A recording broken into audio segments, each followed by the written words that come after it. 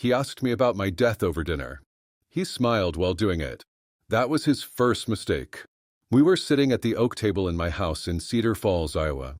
Rachel had cooked a pot roast, and Jason, her husband, my son-in-law, was pouring himself his third glass of bourbon. He leaned back in his chair, eyes glassy, and said it like it was a casual suggestion. You know, Tom, a man your age really ought to think about life insurance. You never know when the big one's gonna hit. Rachel froze, fork halfway to her mouth. I set mine down slowly. I've already got insurance, I said. Jason grinned, flashing too many teeth. Yeah, but those old policies don't pay much. What if you took out a bigger one? You know, something that makes sure Rachel's secure if, he lifted his glass as if toasting my funeral. Accidents happen, right? The words hung in the air like a rotten smell. Rachel forced a laugh, but I saw the flicker in her eyes. She was uneasy too. Before we continue, please subscribe to the channel and write in the comments where you're watching from.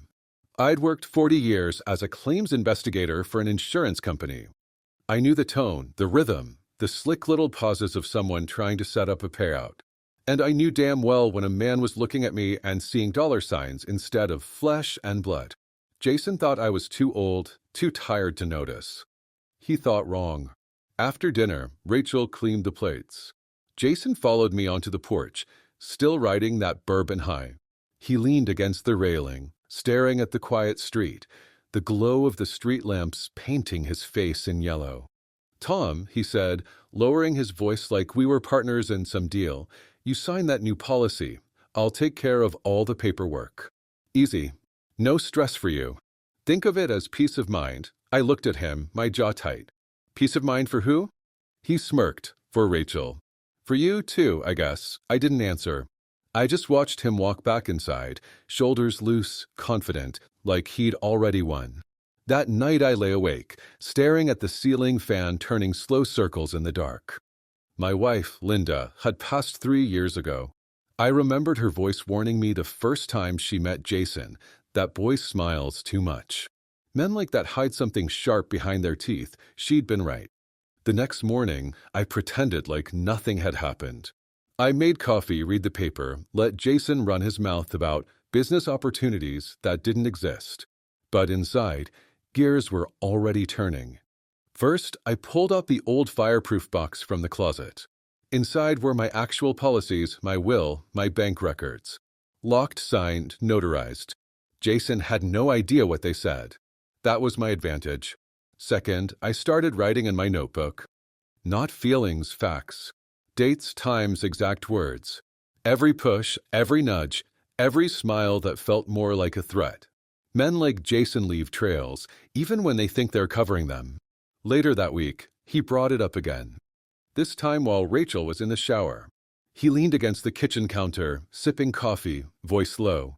You should let me call my guy in Des Moines. He can set up a new policy, $1 million payout easy. Rachel deserves it. I stared at him over the rim of my mug, and what do you get out of it? He didn't flinch. Happy wife, happy life. You want her safe, don't you? His words were slick, but his eyes gave him away. Hunger. Greed. He wanted me gone, and he wanted me gone soon. When Rachel came downstairs, he kissed her cheek like nothing had happened. I smiled back, calm, steady. I'd played this game before, just never with someone under my roof. That evening, I walked out to the garage. The smell of motor oil and cut lumber greeted me, steady and familiar. My sanctuary. I sat on the workbench, staring at the tools on the wall. Hammer, saw wrench. Simple things. Built to last. Unlike Jason. I whispered to the empty room, to Linda's memory. He thinks I'm worth more dead than alive, and right there, I made myself a promise. I wasn't going to confront him in anger. I wasn't going to shout or throw punches. No. I was going to do what I'd done my whole career, build a case, set the trap, and let the truth crush him. Jason wanted a payout. What he was going to get was a reckoning. Jason thought he'd planted the idea in my head that I was rolling it around, weighing his advice. He mistook my silence for hesitation. He mistook my patience for weakness. That was his second mistake. I didn't tell Rachel what he'd said. Not yet. She still wanted to believe she'd married a man with ambition, not a vulture waiting on her father's obituary. So I kept quiet, and I watched. The first thing I did was call an old colleague from my insurance days. Don Harper, retired now, living down in Des Moines. Don owed me more than one favor. "Tom," he said, his voice gravelly through the phone, "you're telling me your son-in-law's pushing you to take out $1 million policy with him as beneficiary?" "That's exactly what I'm telling you." Don whistled low, classic setup. "Seen it before. Sometimes it ends with an accident, out on the farm, or a car wreck nobody saw coming. That's what I'm afraid of. Send me whatever paperwork he gives you. I'll track down the names, the brokers, see who he's really working with." That gave me my first line of defense. But I needed more. Over the next week, I wrote down every word Jason said about money, every drink he poured, every time he joked about accidents, heart attacks, bad timing. Tuesday night, he slipped. We were watching the ball game in the living room. Rachel had gone upstairs early. Jason swirled his bourbon, grinning sideways at me. "You ever think about how fragile life is, Tom? One fall down the stairs, one wrong turn on the highway, and poof. Lights out." I didn't look at him. I just nodded and pretended to watch the game. But I wrote it down the second he went to bed. Poof. Lights out. Words matter. And his were becoming a noose. By Thursday, I had pages filled. Times, dates, phrases, his exact tone. If anything happened to me, anyone reading those notes would know exactly where to look first. The next step was bait. Friday evening, I mentioned casually over dinner that I had to drive into Omaha on Monday to meet an old friend about estate planning. I made it sound like I was rethinking my affairs, maybe even updating my will. Jason perked up like a dog hearing a steak hit the grill. He tried to play it cool, but I saw his knee bouncing under the table. "Estate planning, huh?" he said. "About time. Rachel will appreciate you thinking ahead." I just smiled. "We'll see." That night, I set a little test. I left my fireproof box in the closet unlocked, with some decoy papers sitting right on top, fake drafts of an insurance application I'd mocked up myself. Enough to look real at first glance. The next day, when Rachel and I got back from the farmer's market, I noticed the box had shifted. Jason swore he'd been fixing the leaky sink while we were gone, but his eyes gave him away. He'd taken the bait. Good. Sunday night, I called Don again. "If you hear from anyone about me, especially an application with my name on it, I want to know." He chuckled. "You think the kid's dumb enough to forge your signature?" "I don't think," I said. "I know." That was when I started the second notebook. The first one was evidence of his words. The second one would be evidence of his actions. Copies of texts, photos of his late-night drinking, receipts I found stuffed in his pockets from bars and poker rooms in town. He was sloppy. Men like him always are. Rachel came into the garage one afternoon and found me flipping through the notebook. She frowned. "Dad, what are you working on?" I closed it gently. "Just keeping track of a few things." She hesitated, then nodded. But I saw the doubt in her eyes, the worry. She still didn't want to see Jason for what he was. Not yet. That evening, Jason cornered me while Rachel was upstairs. He leaned close, breath heavy with whiskey. "You thinking about that policy yet?" He asked, his voice low. Maybe I said flatly. His grin widened. "Good. I'll have some papers for you soon. Just sign, and we'll be set." I stared at him, my face unreadable. Set for what? His eyes flickered, just for a second, and then he laughed too loudly. "For the future, Tom. For Rachel. You'll see." I let him walk away, thinking he'd won another round. But inside, I felt the pieces lining up. Jason was digging his own grave, one casual threat and one forged paper at a time. And I was the one holding the shovel. Jason brought the papers on Monday, just like I knew he would. A thin manila folder, tucked under his arm like it was the key to salvation. He waited until Rachel left for the store, then slid it across the kitchen table. "There it is," he said, grinning. $1 million policy. Simple. Just sign on the line, and we'll take care of the rest." I flipped it open slowly. The smell of fresh ink hit my nose. My name was printed at the top, neat, official-looking. Beneficiary, Rachel Whitmore. But the broker's name was one I didn't recognize. Some small outfit out of Chicago. You already filled most of this out, I said flatly. Just trying to make it easy for you. Easy for me or easy for you? His grin twitched, but he didn't break. Come on, Tom. Don't be stubborn. You want Rachel taken care of, don't you? I tapped the page with my finger. You misspelled my middle name. His face strained for half a second before he forced a laugh. Yeah, well, clerical error. We'll fix it later. I closed the folder, pushed it back toward him. I'll think about it. He frowned, his jaw tightening, but he forced that salesman's smile back onto his face. Don't wait too long. You never know how much time you've got left. The threat was paper thin, but I wrote it down anyway. Don't wait too long. That afternoon, I called Don. I faxed him copies of the paperwork while Jason was out running errands. Don called me back within the hour. Tom, this outfit's dirty. Broker's license suspended last year for falsifying applications. If your son-in-law's working with them, he's digging himself the federal-sized hole. I smiled into the receiver. Good. Let him dig. The first strike came that evening. Rachel walked into the kitchen while Jason was flipping through his phone. She held a letter in her hand, one of the overdue notices I'd pulled from his jacket pocket and left out, plain as day. Jason, she said carefully, what's this about a loan default? He froze. Then he laughed, waving it off. Junk mail. They send those things to everybody, but Rachel wasn't convinced. She turned to me.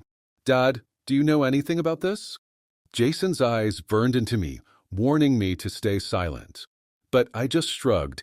Might be worth asking him where the money went. Rachel's face tightened. She didn't press him then, but I saw it, the first real crack in her faith. Later that night, Jason cornered me in the garage. His face was red, his fists balled. You trying to turn her against me? He hissed. I don't have to, I said calmly. You're doing that all by yourself. He shoved me, hard, against the workbench. Tools rattled, a wrench clattered to the floor. My shoulder throbbed, but I didn't flinch. I just stared at him, cold and steady. Careful, I said. You're leaving marks now. His eyes flickered with panic, then rage. He stormed out, slamming the door so hard the window shook. Strike one. The second came fast. The next day, I visited Sheriff Miller, an old hunting buddy. I laid out copies of Jason's paperwork, the broker's history, the notes I'd taken. Miller flipped through them, his brow furrowed. Tom, this isn't just shady. It's criminal. If he files this, he could be looking at fraud charges. Good, I said. Keep it in your desk. If anything happens to me, I want your first call to be to the DA. Miller gave me a long look. You're setting him up. No, I said. I'm letting him set himself up. I'm just holding the rope. That night, Jason came home drunk. Rachel tried to talk to him, tried to ask again about the overdue notice. He shouted at her, slammed a glass against the sink so hard it shattered. She flinched, then looked at me. And I saw it. Her doubt was gone. Now it was fear. Strike two. By Friday, Jason was unraveling. His hair unkempt, his shirt wrinkled, his eyes bloodshot. He paced the house like a man being hunted. And in a way, he was. That evening, he sat across from me at the table, sipping bourbon with shaky hands. You think you're smart, old man. Writing in your little notebook, whispering in Rachel's ear. But let me tell you something. Accidents happen all the time. People trip. People fall. You'd better watch yourself. I leaned in close, my voice low. You've already said too much, Jason. The walls are listening now. He laughed, but it cracked in the middle, brittle and hollow. He knew. Deep down, he knew I had him cornered. Strike three was coming. I could see it in his eyes. And I was ready to deliver it. Jason started drinking earlier in the day now. Noon, sometimes before. He'd pour bourbon into his coffee like it was cream, laughing at his own jokes, pacing around the cabin like a wolf circling a cage he couldn't get out of. Rachel saw it. She didn't say much, but the way her eyes followed him told me she finally understood. The man she'd married wasn't ambitious. He was desperate. The breaking point came on a Wednesday morning. Rachel found another envelope shoved under the front door. This one wasn't a bill, it was a threat. Final notice, stamped in red, demanding payment of $15,000. Her hands shook as she read it. "Jason," she whispered. "What is this?" He snatched the letter away, crumpling it. "Nothing. Just another scam." But Rachel's voice was sharper now. "It's got your name on it." Jason froze, his jaw twitching. "They're lying." "No," she said firmly. "You are." The silence that followed was heavy, suffocating. Jason stormed out of the house, slamming the door so hard the glass rattled in its frame. Rachel turned to me, tears streaking her cheeks. "Dad," she whispered, "I don't know this man anymore." I put a hand on her shoulder. "You're starting to." That night, Jason stumbled home late. His shirt was torn, a bruise swelling on his cheek. He tried to laugh it off. "Bar fight. Some idiot ran his mouth." But I'd already gotten a call from Mike at the tavern. Jason had picked the fight. He'd been asking for fast cash, even offering to sell my cabin to cover his debts. I wrote it all down in my notebook. Date, time, witness. Every nail in his coffin. The next morning, Sheriff Miller showed up again. Jason was still asleep, sprawled on the couch with an empty bottle dangling from his hand. Miller and I stepped out onto the porch. "Tom," he said, keeping his voice low, "your son-in-law's name came up in a fraud investigation in Chicago. That broker he's working with? The feds are sniffing around." "Good," I said. "Let them sniff." Miller frowned. "If he thinks you're in his way, he might do something stupid." I looked out at the quiet street, the trees swaying in the breeze. "Then I'll be ready." That evening, Jason confronted me again. His face was red, his words slurred. "You've been feeding the sheriff, haven't you?" I didn't blink. "I don't have to. You've been feeding him yourself." He lunged at me, grabbing my shirt, shoving me against the wall. Rachel screamed from the kitchen. I stayed calm, staring him down. "Go ahead," I said. "Make it obvious. Leave bruises. Give me more evidence." His grip faltered. For the first time, he looked uncertain. Then he shoved me away and staggered out the back door. Rachel ran to me, panic in her eyes. "Dad dash," I raised a hand. "Let him go. He's doing my work for me."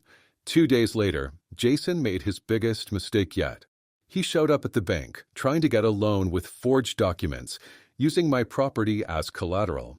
Bob, the manager, called me right away. "Tom, your boy's desperate. He even tried to sign your name." Sloppy job. We kept the paperwork. That was the moment I knew the game was shifting. Jason wasn't just circling anymore. He was flailing, drowning. And the more he struggled, the deeper he sank. That night, Rachel finally confronted him. I listened from the hallway as her voice cracked. "You forged my father's name, Jason? You tried to sell his house." His voice thundered back. "I did it for us. You think he's going to live forever? Why shouldn't we get something out of it now?" Rachel's sobs cut through me like a blade. But I stayed where I was. This was her seeing the truth with her own eyes, not through my words. Jason stormed into the living room, face twisted with rage. He pointed a shaking finger at me. "This is your fault. You're poisoning her. You're ruining everything." I met his gaze, steady as stone. "No, Jason. You did that yourself." He raised his fist. For a moment, I thought he'd finally swing. But instead, he punched the wall, leaving a hole in the plaster. Then he grabbed his keys, staggered out to his wrecked car, and drove off into the night. Rachel collapsed onto the couch, sobbing. I sat beside her, put a steady hand on her back. "It's almost over," I told her. "He's burning his own house down. All we have to do is stay clear of the flames." But inside, I knew it wasn't over yet. Men like Jason don't go quietly. They make noise, they claw, they lash out. And I was ready for the storm when it came. The next morning, Jason didn't come down for breakfast. Rachel sat at the table in silence, pushing scrambled eggs around her plate. I could hear him upstairs, pacing, talking low into his phone. His voice cracked between anger and fear. By noon, the pacing stopped. He came down looking like he hadn't slept in days. His shirt was wrinkled, his eyes red, his hands shaking. He tried to pour himself a drink, but Rachel grabbed the bottle first. "No more," she said firmly. Jason stared at her, stunned, like she'd just slapped him. Then he turned on me. "This is you. You've poisoned her. You've turned her against me." I sipped my coffee, calm. She turned when she saw the truth. Don't blame me for your reflection. His face flushed red. He opened his mouth, but nothing came out. He just stormed out the door, slamming it behind him. Rachel sank into her chair, covering her face. Dad, I don't even recognize him anymore. You're finally seeing the real him, I said. That afternoon, Sheriff Miller called. Tom, your son-in-law's name just came up in a fraud complaint. Someone filed in Chicago about forged documents. FBI might take interest. You'd best be careful. Men like him get reckless when they know the walls are closing in. Let them close, I said. By evening, Jason stumbled back into the house. His shirt was soaked from sweat, his hair disheveled. He dropped onto the couch, staring at the floor. They're after me, he muttered. Rachel stood in the doorway, arms crossed. Who's after you? He looked up, eyes wild. Everyone. Creditors. Cups. It's all falling apart. I leaned against the wall, arms folded. That's what happens when you build your life on lies. His head snapped toward me, rage sparking again. You think you're better than me? You think you can just sit there and watch me drown? I stepped closer, my voice cold. I don't have to watch. You're doing it loud enough for the whole town to hear. He jumped up, fists clenched, but Rachel stepped between us. Stop it. Both of you, I raised my hands. I'm not the one swinging. Jason froze, trembling, his fists still tight. Then he shoved past Rachel and disappeared upstairs. That night, I heard him crying through the thin walls. Not angry sobs, broken ones. The sound of a man realizing the game was over. But broken men are dangerous. The next day, Rachel found a second notice slipped under the door. This one wasn't just a demand, it was a warning. If Jason didn't pay his debts, they'd collect another way. Rachel's hands trembled as she handed me the note. Dad, what does this mean? It means his problems are bigger than us, I said quietly. Jason walked in just as I set the paper on the table. He froze when he saw it. His face went pale, then hard. Who gave you that? Somebody who wants their money, I said. And they're tired of waiting. He ripped the note in half, threw the pieces into the trash. It's nothing. Empty threats, but his eyes told the truth. He was terrified. That evening, he didn't eat. He just sat on the porch, staring out into the dark, a glass in his hand. When Rachel finally went to bed, I stepped outside. You can't drink your way out of this, I told him. He didn't look at me. You think you've won. You think she'll leave me and you'll get your perfect little life back. I shook my head. There's nothing perfect left. You burned that down yourself. He turned then, his face twisted with anger and despair. I'll fix it. You'll see. I'll fix it my way. The way he said it sent a chill down my spine. The next morning, I found him rifling through my closet, the fireproof box in his hands. He froze when he saw me in the doorway. For a moment, we just stared at each other. What are you doing, Jason? His jaw clenched. I need those papers.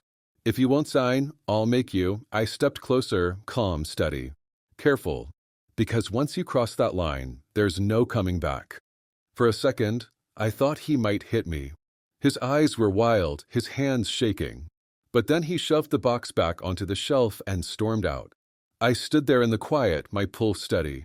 The line had been drawn. He'd shown his hand. And I knew then, Jason wasn't just broken. He was cornered. And cornered men bite. Jason stopped pretending after that morning with the fireproof box. Whatever mask he used to wear for Rachel was gone. His words were sharp now, his voice loud, his temper flaring at the smallest things. Rachel avoided him as much as she could. I'd find her sitting in the kitchen with her coffee long after midnight, eyes hollow, hands wrapped tight around the mug. She didn't say it, but she didn't need to. She was scared of him now. That made two of us. Not fear of what he could do to me. I'd already made my peace with that. No, I feared what he might do to her. The first rail warning came on a Thursday night. I heard the crunch of gravel outside around 10 o'clock. Headlights swept across the living room wall. Jason jumped off the couch and rushed to the door like a man expecting company. I followed him onto the porch. A black SUV idled in the drive. Two men inside. One rolled the window down just enough to speak. You've got till Saturday, the man said. No more extensions. Jason's voice cracked as he tried to sound confident. I'll get it. I swear. Just give me 2 more days. The SUV pulled away, gravel spitting. Jason stood there in the glow of the porch light, shaking. You in deep with them? I asked, my voice low. He turned on me fast, eyes wide and wild. Shut your mouth, old man. This isn't your business. I stepped closer, steady, cold. You made it my business the second you shoved me toward that policy. His jaw tightened. For a moment, I thought he'd take a swing. But instead, he shoved past me and went inside. I'd seen enough. The next morning, I drove into town. Sheriff Miller sat behind his desk, sipping coffee, half asleep until I dropped my notebook in front of him. What's this? He asked. Everything. Dates. Threats. His words. His debts. And now he's dragging dangerous men to my house. You wanted a case? There it is. Miller leafed through the pages, whistling low. This is solid, Tom. More than solid. If he so much as twitches wrong, we'll have grounds to haul him in. That's not enough, I said. I want him finished. I want him where he can't hurt Rachel ever again. Miller looked at me for a long moment, then nodded. Get me something hard. Something recorded. Then we'll move. Don't forget to subscribe to the channel and write in the comments where you're watching from. That night, I left a digital recorder tucked under the couch cushions. Jason didn't disappoint. Rachel had gone upstairs when he started pacing, muttering to himself. His voice low but clear enough for the recorder to catch. I'll fix it. He's the problem. Once he's gone, the money comes. One accident. Just one accident, and it's all mine. The words made my skin crawl, even as I sat in the kitchen, pretending to read the paper. The next day, I played the recording for Miller. He sat back in his chair, eyebrows raised. Well, he said slowly, that's about as close to a confession as you're gonna get. Good, I said. Because I'm not done yet. That evening, I baited the hook. I told Jason I was heading into Omaha on Saturday morning to finalize my estate planning. I let him hear me on the phone, confirming a fake appointment with a lawyer. I even left a folder of decoy documents in plain sight, marked with big red tabs. Jason bit down hard. I could see it in his eyes. Friday night, he didn't sleep. I heard him pacing upstairs, heard the clink of bottles, the muttered curses. Rachel stayed locked in her room. I sat awake in the garage, the smell of oil and sawdust steadying me. When the house finally went quiet, I whispered into the dark, tomorrow it ends. Jason thought Saturday was going to be his chance. His perfect accident. His payday. But what he didn't know was that every move he made was already inside my notebook, every word inside that recorder, every witness ready to speak. He wasn't walking me into a trap. I was walking him into mine. Saturday morning, I woke before dawn. The sky over Cedar Falls was still dark, a pale line of gray just starting to bleed across the horizon. Jason's door upstairs was closed, but I could hear him pacing, restless, waiting. I brewed coffee slow, deliberate. Every creak of the floorboards felt like part of a countdown. At 7 sharp, I took the decoy folder from the counter and slid it into my briefcase. The tab stuck out bright red, practically screaming. I left the briefcase by the front door, easy bait.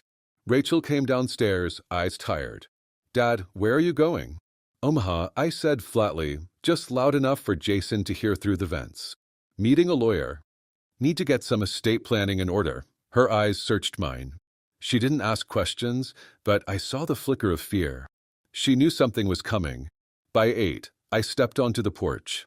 Jason was already outside, leaning against the railing, smoking like a man waiting for a bus to hell. Big day, he asked, too casual. Just business, I said, brushing past him. He watched me load the briefcase into the truck. His grin twitched, brittle, desperate. Be careful on those highways, Tom. Lot of accidents this time of year. I shut the door without answering. His words didn't rattle me. They just proved I was right. I drove into town, parked at the diner. Sheriff Miller was already there, waiting in an unmarked car. I handed him the recorder and a spare key to the cabin. He's planning something today, I said. All you need to do is listen. Miller nodded, serious. We'll be ready. By noon, I was back, pulling into the drive like nothing had happened. Jason was on the porch, his eyes darting to the briefcase in the truck bed. "Everything goes smooth?" he asked, his voice tight. "Smooth enough." I carried the briefcase inside, left it on the kitchen table, then went upstairs to nap. In truth, I sat by the window, recorder in my pocket, waiting. It didn't take long. Around 1 o'clock, I heard the creak of the floorboards. Jason, moving slow, careful. The click of the briefcase latch. The rustle of papers. Then his muttered voice, low but clear. "This is it. Once he's out of the picture, it's all mine. I hit record." He didn't stop there. His voice rose, confident, like he was rehearsing. "Rachel will understand. She'll thank me. One accident, that's all. Slip down the stairs, car crash, doesn't matter. Once Tom's gone, we're set." My blood ran cold, but my hands were steady. Every word was another nail. Then I heard the back door open. Footsteps on the porch. Sheriff Miller's voice. "Jason Whitmore," a chair scraped. Papers scattered. Jason's voice shot up, panicked. "What the hell is this?" I came down the stairs slow, calm. Jason was standing in the kitchen, the briefcase open, the papers in his hands. Miller and another deputy stood in the doorway. Jason's face strained. This isn't what it looks like." Miller held up a hand. "We've got your voice on tape, Jason. Talking about accidents. Talking about policies. Talking about getting rid of your father-in-law." Jason's eyes darted to me, wild, desperate. "You set me up." I stepped closer, my voice low and cold. "No, Jason. You set yourself up. I just made sure everyone else could hear it." He lunged toward me, but the deputy was faster. In seconds, Jason was face down on the table, cuffs snapping around his wrists. He fought, screamed, cursed. Rachel came down the stairs, her face pale. She froze when she saw him restrained, the deputies holding him. Jason twisted, shouting at her. "Rachel, don't believe him.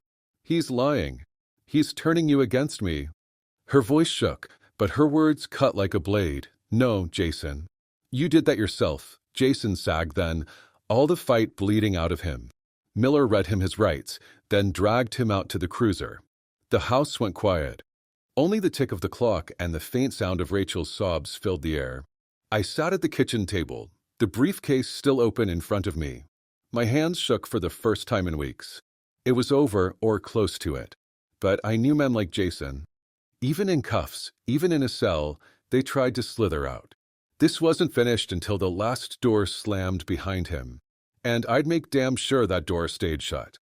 The cruiser's taillights disappeared down the gravel road, leaving only dust and silence behind. Rachel leaned against the porch railing, her arms wrapped tight around herself. She looked at me with wide, trembling eyes. "Dad," she whispered, "what happens now?" I took a slow breath, staring at the lake beyond the trees. Now? Now we wait. The law has him, but I knew Jason wasn't done. Men like him didn't go quietly. They twisted, clawed, lied their way out until the last bolt slammed home. The waiting didn't take long. By Monday, Sheriff Miller called. Jason was already trying to bargain from his holding cell, offering information about other scans, trying to cut a deal. Miller wasn't impressed. "He's circling the drain, Tom," he said. "But if you've got more to pin him with, now's the time."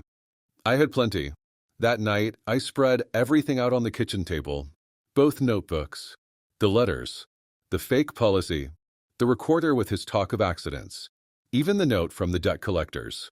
Rachel sat across from me, silent, her hands shaking as she picked through the evidence. "This is all real?" she asked, her voice breaking. "Every line," I said. I didn't twist his words. I didn't invent a thing. He built this case himself. Tears slid down her face. I thought I knew him. I thought. She stopped, pressing her hands to her eyes. I reached across the table, my voice steady. "You know him now, and you're free of him." The next day, I carried the whole stack into Miller's office. He read every page, played every recording, his face hardening with each minute. "Damn," he muttered. "This isn't just fraud. It's attempted insurance conspiracy, threats, probable intent to harm. You've boxed him in tight, Tom. Tighter than I thought possible." "Make it airtight," I said. And he did. 2 weeks later, Jason stood in court, his hair cut short, his suit wrinkled. The smug grin was gone. His lawyer tried to spin stories, misunderstandings, harmless words taken out of context. But the judge didn't buy it. The recordings spoke for themselves. So did the forged signatures, the debts, the threats. When Rachel took the stand, her voice shook but never broke. She told the court how he'd pressured me, how he lied, how he'd scared her in her own home. Jason's eyes never left her, burning with hatred. But she never looked back at him. When the verdict came down, guilty on fraud, conspiracy, and attempted coercion, I felt something cold and final settle in my chest. Not joy, not even relief. Just the steady weight of justice landing where it belonged. Jason's sentence wasn't long enough for what he'd done in my eyes, but it was long enough to make sure Rachel would never have to see his face at her kitchen table again. Long enough to break the illusion he'd built. After the trial, Rachel and I drove home in silence. The cornfields blurred past the windows, golden in the evening light. Finally, she spoke. "Dad, thank you for not giving up. For fighting when I couldn't see it." I gripped the steering wheel tighter, my voice low. "I didn't do it for me. I did it for your mother." She saw through him from the start. I should have listened sooner. Rachel's hand found mine. For the first time in years, it felt like family again. That night, I sat on the porch alone. The crickets sang in the dark, the air cool against my skin. I thought of Linda, of her quiet warnings, of the way she'd shake her head when Jason smiled too wide. "You were right," I whispered to the night. He thought I was worth more dead than alive. But I showed him otherwise. The lake shimmered in the moonlight, calm, endless, eternal. And as I sat there, breathing in the silence, I let the last of Jason's shadow drift away. It was finished.